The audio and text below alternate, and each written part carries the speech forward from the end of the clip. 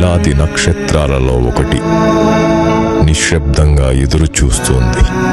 ఎందుకంటే దానిని అమ్మవారే ఎన్నుకున్నారు. ఆమె ఆశీర్వాదంతో ఆ నక్షత్రం మేల్కొంది.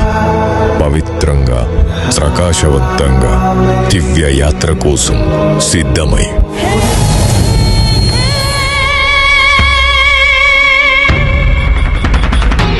భూమికి దిగే ముందు మార్గం శుభ్రమవ్వాలి.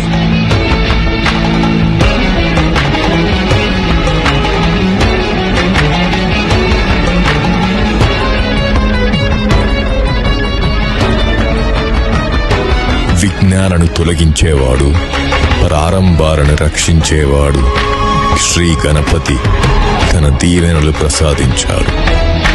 అడ్డంకులు అన్నీ తొలగిపోయాయి.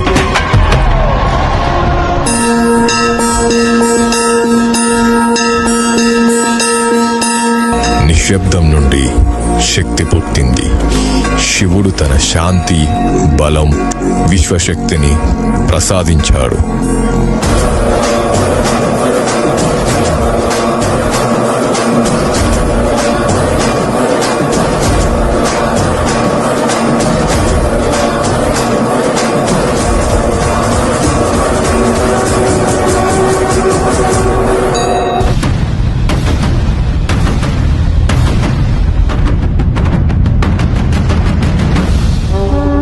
ధర్మాన్ని కాపాడే, తరతరాలకు దీవెనలిచ్చే శ్రీనివాసుని కృపతో ఆమె జీవనయాత్రకు సిద్ధమైంది.